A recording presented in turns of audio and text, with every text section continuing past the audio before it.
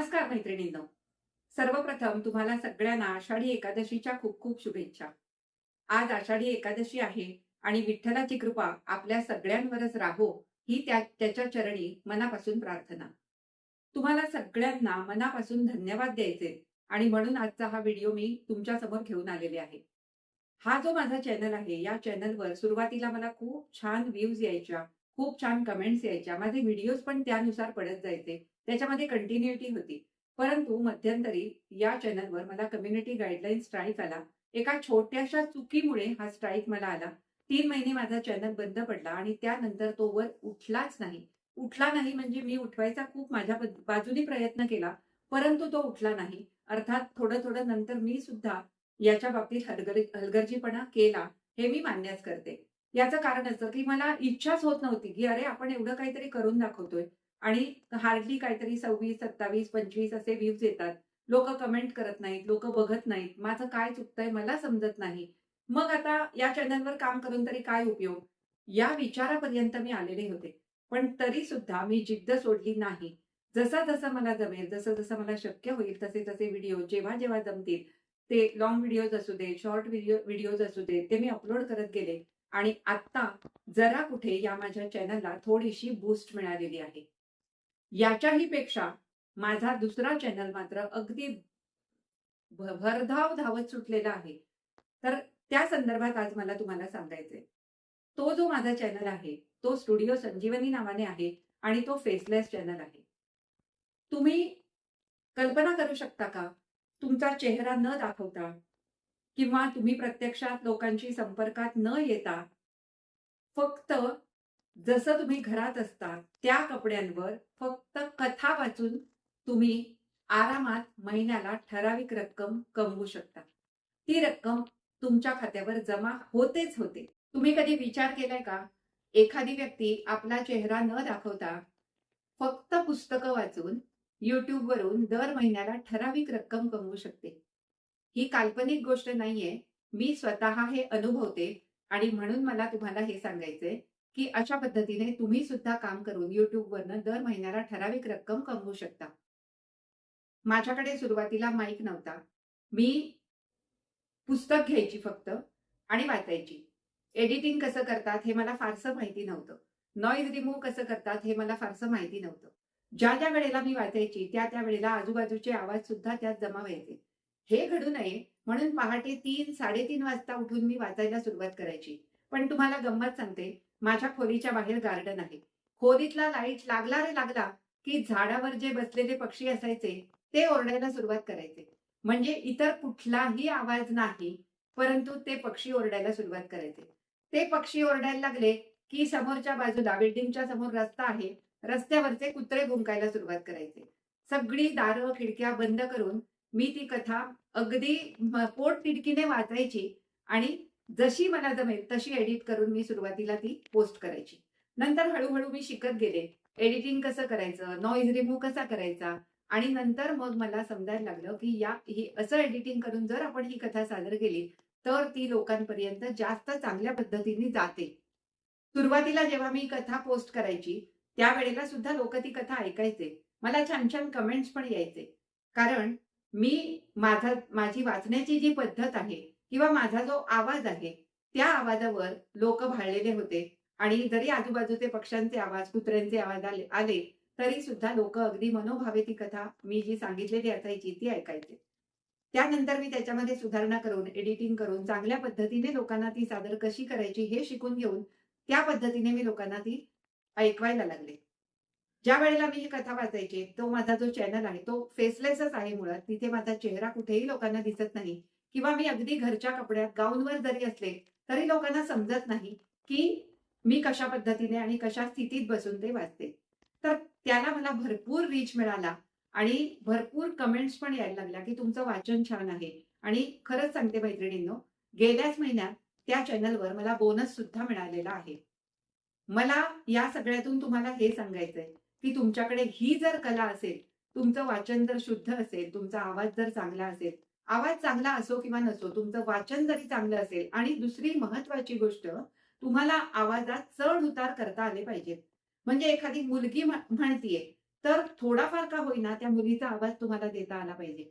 एखादा पुरुष बोलतोय, तर थोडाफार का होईना पूर्णपणे शक्यच होणार नाही, कारण आपला स्वतःचा जो आवाज असतो तो पूर्ण वेगळाच असतो.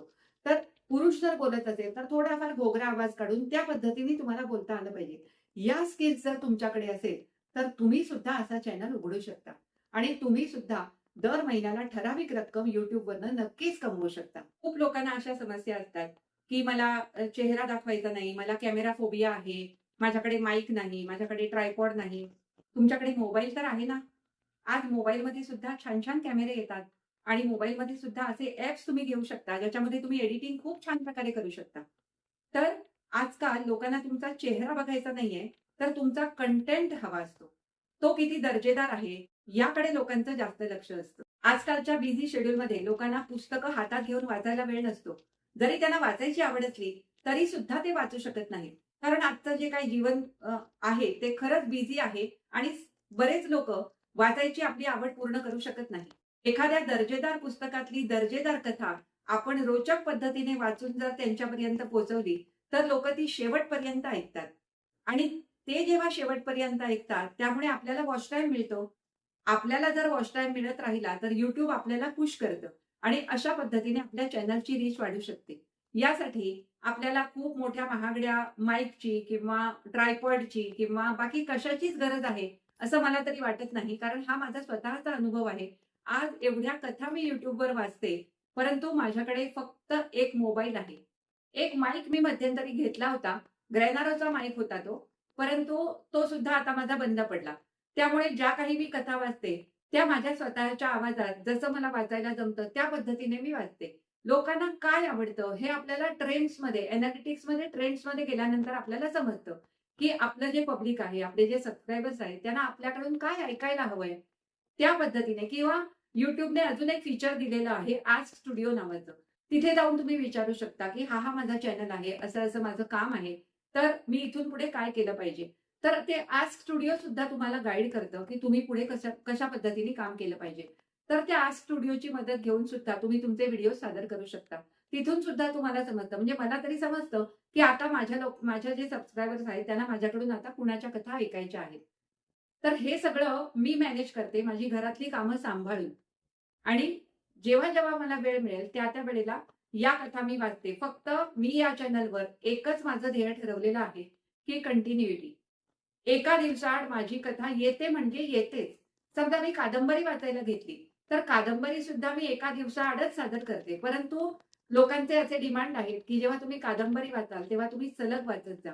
त्यावेळेला मी त्यांना रिक्वेस्ट करते, की कादंबरी आहे, सलग वाचायला हवी मला मान्य आहे. परंतु माझा दुसराही चॅनल आहे. त्या चॅनलकडे पण मला लक्ष द्यायचंय. मग तुम्ही कृपया मला समजून घ्या. आता टीव्हीवर काही मालिका असतात, ज्या ठराविक दिवशीच असतात. तर त्या तुम्ही अगदी उत्सुकतेने पुढचा भाग बघताच ना? आता हल्ली सगळ्याच मालिका बऱ्यापैकी रोजच असतात. पण किमान रविवारी तरी गॅप असतो. मग त्यावेळेला तुम्ही जे पेशन्स ठेवता, ते कृपया माझ्या कथांच्या बाबतीत सुद्धा ठेवा आणि जर अगदीच तुम्हाला शक्य नसेल, तर आता हल्लीच नवीन एक फीचर लॉन्च केलेलं आहे, शो नावाचं. तर त्या शो नावाच्या फीचरमध्ये तुमच्या कथा जर तुम्ही टाकल्या, तर लोकांना त्या सीरीज वाईज बघता येतील. म्हणजे एकदा चालू झालं, की शेवटपर्यंत ते लोकांना दिसेल. तर YouTube सुद्धा तुम्हाला अशा वेगवेगळ्या पद्धतीने तुमच्या सबस्क्रायबर्सना कसं खुश ठेवायचं, यासाठी गाईड करतं आणि यासाठी तुम्हाला प्रोत्साहन देतं.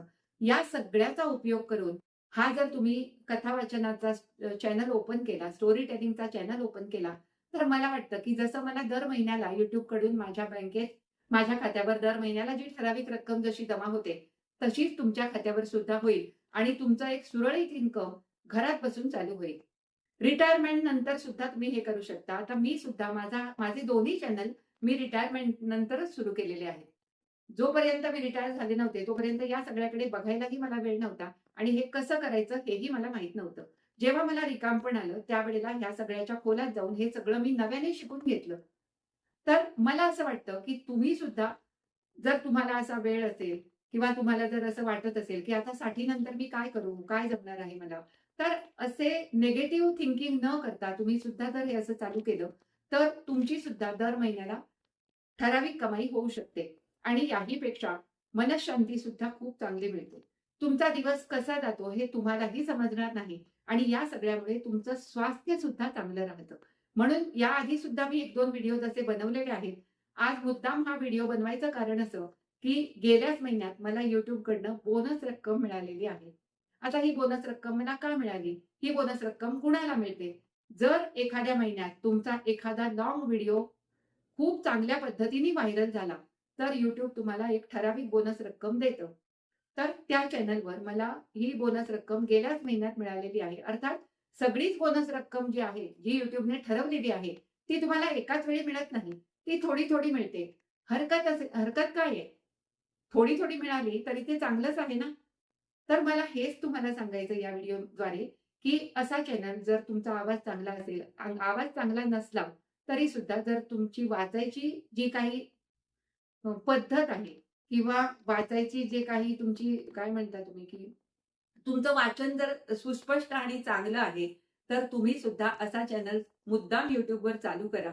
आता तुम्ही म्हणाल, की या कथा, कादंबऱ्या तुम्ही कुठून घेता आणि कुठून वाचता? तर तुम्हाला खरं सांगते मैत्रिणींनो, या कथा किंवा या कादंबऱ्या ज्या दिग्गज लेखकांच्या असतात, त्या वाचण्यासाठी तुम्हाला त्यांची परवानगी लागते.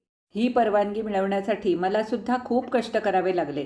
मी वाचनालयामध्ये जाऊन त्यांच्या पुस्तकांमध्ये त्यांचे नंबर किंवा ईमेल आयडी मिळतात का हे बघितलं किंवा प्रकाशकांचे नंबर, ईमेल आयडी प्रत्येक पुस्तकाच्या पहिल्या पानावर दिलेले असतात. प्रकाशकांमार्फत त्यांचे नंबर, ईमेल आयडी मिळवून मी त्यांच्याशी संपर्क साधण्याचा प्रयत्न केला. त्यामुळे ज्या लेखक-लेखिकांची पुस्तकं मी वाचते, त्या लेखक-लेखिकांची परवानगी घेऊनच मी ती पुस्तकं वाचते. आणि ईमेल आयडीद्वारे किंवा त्यांच्या नंबरवर फोन करून तुम्ही त्यांची परवानगी मिळवू शकता किंवा Googleवर काही लेखक-लेखिकांचे ईमेल आयडी दिलेले असतात, त्याद्वारे पण त्यांच्याशी संपर्क करून तुम्ही त्यांची परवानगी मिळवू शकता. काही कथाकार असे आहेत किंवा काही लेखक-लेखिका अशा आहेत, की ज्या मानधन घेतात. पण ते मानधन अगदी अल्प स्वरूपाचं मानधन असतं. काय हरकत आहे? आज आपण बाजारात नुसतं फिरायला जरी गेलो, तरी आरामात ₹500 सहज उडवून येतो. फालतू खरेदीसाठी उडवतो. मग चांगल्या गोष्टींसाठी जर आपण ₹500 मी ₹500 म्हणत नाही, ते ₹500 घेतात असंही नाही. मी असंही म्हणत नाही, की ते ₹500 घेतात. म्हणजे मी असं कुठेही स्पेसिफाय करत नाही. मी फॉर एक्झाम्पल तुम्हाला ₹500 सांगितलं. ₹500 घेतात, ₹200 घेतात का ₹300 घेतात, हा ज्याचा त्याचा लेखकाचा प्रश्न आहे. त्या बाबतीत मी काहीही स्पष्टता तुम्हाला दाखवत नाहीये. परंतु मी एक फॉर एक्झाम्पल सांगितलं, की सहज आपण फिरायला गेलो तरी आरामात आपण अगदी काहीच गेलं नाही अशा पद्धतीने ₹500 खर्च करून येतो. मग या कथा वाचून जर आपल्याला काहीतरी चांगली रक्कम मिळणार असेल, आपलं काहीतरी चांगलं होणार असेल, तर त्यासाठी काही ठराविक रक्कम आपण त्या लेखकांना मानधन म्हणून दिली. जरी त्यांनी मागितली किंवा नाही मागितली, तरी सुद्धा स्वइच्छेने आपण त्यांना ती दिली, तर काय हरकत आहे? सगळेच लेखक मानधन घेतात असंही नाही आणि सगळेच घेत नाहीत असंही नाही. काही घेतात, काही घेत नाहीत आणि ते रास्तच आहे त्यांनी मानधन घेणं. कारण ती कथा लिहिण्यामागे त्यांचे सुद्धा भरपूर कष्ट असतात. मी आणि तुम्ही लिहायला गेलो तर आपल्याला जमेल का हो? नाही जमणार. ते त्यांचं कौशल्य आहे. मग त्या कौशल्यासाठी म्हणून आपण त्यांना नक्कीच काहीतरी द्यावं आणि दिलंच पाहिजे या मताची मी तरी आहे. तर या सगळ्या गोष्टी सांभाळून आणि कुठल्याही फारशा अ, अ, या काय म्हणतात उपकरणांची आवश्यकता नसताना असा चॅनल जर तुम्ही सुरू करू शकलात, तर मला वाटतं, की माझ्यासारखीच तुमचीही ग्रोथ होऊ शकेल आणि ती व्हावी असं मनापासून मला वाटतं. म्हणून आज मुद्दाम मी तुमच्यासमोर हा व्हिडिओ घेऊन आलेली आहे. आजचे माझे हे विचार जर तुम्हाला आवडले असतील, तर लाईक करा, जास्तीत जास्त शेअर करा आणि जर माझ्या चॅनलवर नवीन असाल, तर चॅनलला सबस्क्राईब करून सोबतचं बेल आयकॉन दाबायला अजिबात विसरू नका आणि अशाच मैत्रिणीसारख्याच माझ्या पाठीशी उभ्या राहा. धन्यवाद. जय हरी विठ्ठल.